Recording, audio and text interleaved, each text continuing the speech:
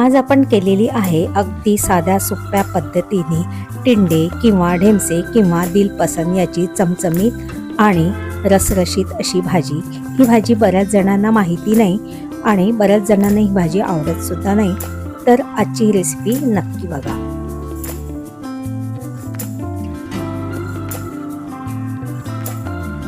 नमस्कार, मी प्रतिमास किचन मध्ये आपलं सर्वांचं खूप खूप स्वागत। यापूर्वी पण आपण माझ्या चॅनलवरती टिंडे ढेमसे किंवा दिलपसंद याच्या रेसिपी बघितलेल्या आहेत। बऱ्याच जणांना टिंडे म्हणजे काय किंवा याची भाजी कशी करतात हे सुद्धा माहिती नाही। ज्यांना कोणाला ही भाजी माहिती नसेल त्यांनी आजचा हा व्हिडिओ पूर्ण बघावा आणि अगदी सोप्या पद्धतीने साध्या पद्धतीने आपण ही भाजी केलेली आहे। रेसिपीला सुरुवात करण्याआधी जर तुम्ही माझ्या चॅनलवरती नवीन असाल तर माझ्या चॅनलला लाईक आणि सबस्क्राईब करायला विसरू नका। चला तर आपण रेसिपीला सुरुवात करूया। सर्वात आधी तर मी इथे ढेमशाची भाजी करण्यासाठी पाव किलो ढेमसे घेतलेले आहे।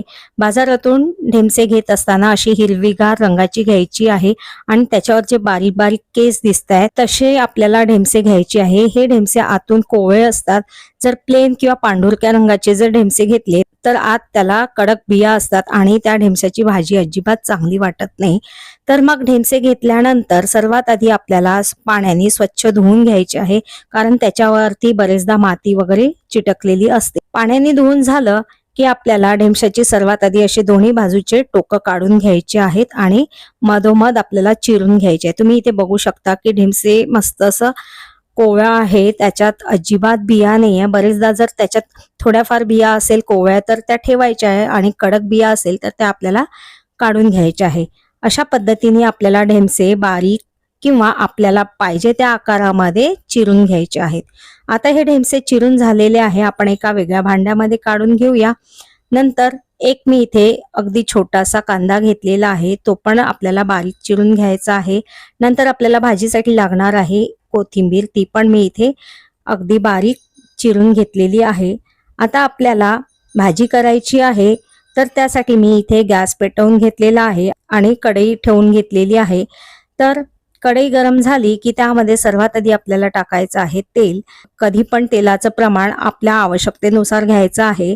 तेल गरम झालं की सर्वात आधी आपल्याला टाकायचं आहे मोहरी। मोहरी तडतडली की नंतर टाकायची आहे आपल्याला थोडंसं हिंग आणि नंतर त्यामध्ये बारीक चिरून घेतलेला कांदा टाकायचा आहे। कांदा छान हलकासा सोनेरी रंगाचा होतपर्यंत परतून घ्यायचा आहे। नंतर त्यामध्ये अगदी थोडीशी बारीक चिरलेली कोथिंबीर टाकायची आहे।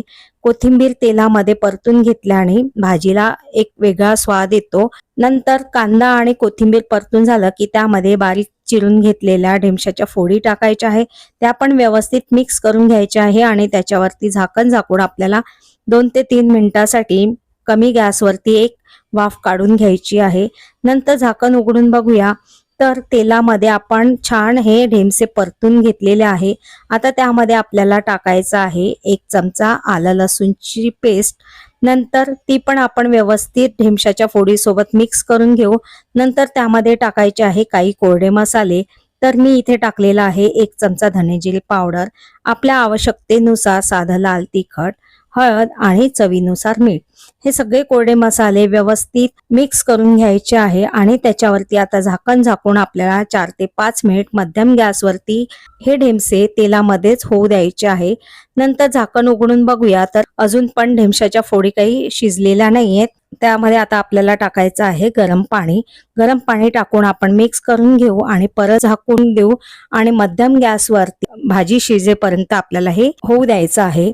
ही भाजी शिजवून घेण्यासाठी मला 8 ते 10 मिनिट लागलेले आहे। आता आपण झाकण उघडून बघूया तर तुम्ही इथे बघू शकता की भाजी मस्त अशी रसरशीत दिसते आहे। त्याला तवंग पण छान सुटलेला आहे आणि रंग पण सुरेख दिसते आहे। आणि आता यामध्ये आपल्याला टाकायचा आहे सावजी काळा मसाला। तुमच्या घरामध्ये जो मसाला असेल तो तुम्ही यामध्ये टाकू शकता। मसाला टाकून झालं की मिक्स करून घ्यायचं आहे आणि त्याच्यामध्ये आपल्याला शेवटी टाकायची आहे बारीक चिरलेली कोथिंबीर। अशा एकदम साध्या सोप्या पद्धतीने आपण ढेमशाची रसरशीत पण तेवढीच चविष्ट अशी भाजी केलेली आहे। ज्यांनी कोणी ही भाजी यापूर्वी कधी केली नसेल किंवा कधी खाल्ली नसेल तर या पद्धतीने नक्की एकदा करून बघा। मला खात्री आहे की तुम्हाला ही भाजी नक्कीच आवडेल। आजची ही रेसिपी जर तुम्हाला आवडली असेल तर माझ्या चॅनलला लाईक करा, सबस्क्राईब करा आणि जास्तीत जास्त शेअर करा. पुन्हा भेटूया अशा छान छान साध्या सोप्या आणि रसरशीत भाज्यांसोबत. तोपर्यंत बाय बाय.